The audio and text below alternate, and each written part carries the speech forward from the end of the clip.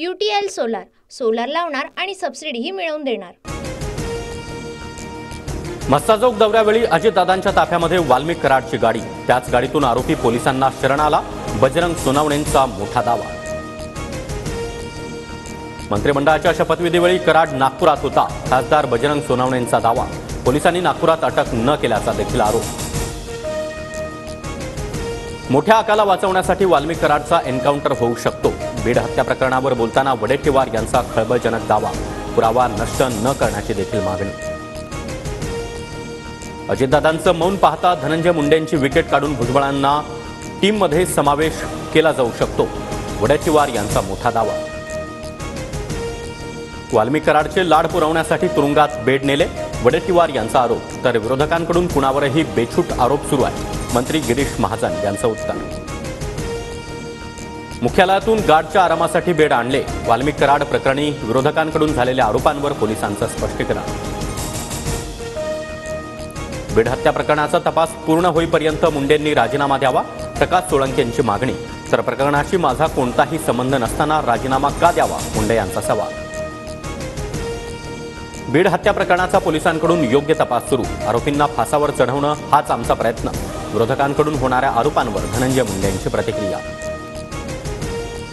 वाल्मिक कराडचा खटला बीडऐवजी बाहेरच्या जिल्ह्यात चालवा, संजय राऊतांची मागणी।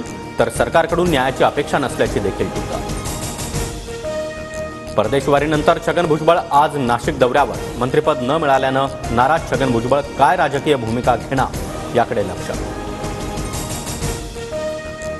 महायुतीमधील वाद टाळण्यासाठी भुजबळांना तुर्तास भाजपमध्ये घेतलं जाणार नाही, सूत्रांची माहिती। महायुतीमध्ये भुजबळांचा सन्मान राखण्याचं भाजपच्या बड्या नेत्यांचं मत। मी भाजप किंवा शिंदे गटाच्या वाटेवर, या केवळ अफवा, राजन साळवींचं स्पष्टीकरण। शिवसेना उद्धव बाळासाहेब ठाकरे पक्षाला सोडण्याचे दावे साळवी यांनी फेटाळले। मुंबई पुण्यामध्ये ठाकरे गटाला धक्का, पुण्यामधील 5 माजी नगरसेवक भाजपमध्ये जाण्याची शक्यता। फडणवीसांची भेट घेतली, तर विलेपार्लेतील उपविभाग प्रमुख पक्षाला सोडचिठ्ठी देण्याच्या तयारी। एकत्र येण्याबाबत शरद पवार आणि अजित पवारच निर्णय घेतील, दोघं काय भूमिका घेतील ते बघावं लागेल, आशा पवार यांनी केलेल्या वक्तव्यावर रोहित पवारांची प्रतिक्रिया। जळगावच्या पालघी गावामध्ये आज रात्री 8 वाजेपर्यंत संचारबंदी कायम राहणार। 31 डिसेंबरला 2 गटात राडा झाल्यानंतर जाळपोळ, गुलाबराव पाटलांच्या पत्नीच्या वाहनाचा धक्का लागल्यानं हा वाद निर्माण झाला होता। जळगावच्या पालघीमध्ये झालेली घटना गैरसमजुतीमधून, मंत्री गुलाबराव पाटलांची प्रतिक्रिया, शांतता राखण्याचं देखील आवाहन। महसूल मंत्री चंद्रशेखर बावनकुळे नागपूरचे पालकमंत्री होणार, केंद्रीय मंत्री नितीन गडकरींचं वक्तव्य, मुख्यमंत्री घोषणा करणार असल्याची देखील प्रतिक्रिया। नितीश कुमारांसाठी आमचे दरवाजे कायम खुले, नवीन वर्षामध्ये लालू प्रसाद यादवांची नितीश कुमार यांना सोबत येण्याची ऑफर।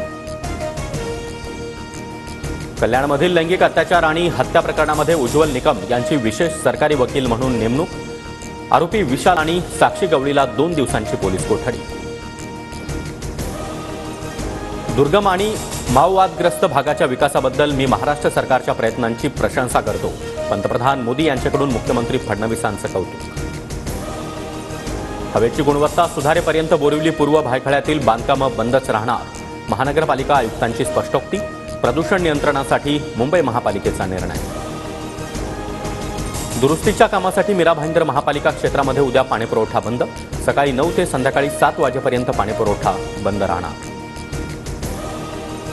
सरकारी कर्मचाऱ्यांचे पगार आता मुंबई बँकेतून होणार, पहिल्या कॅबिनेट बैठकीत मोठा निर्णय।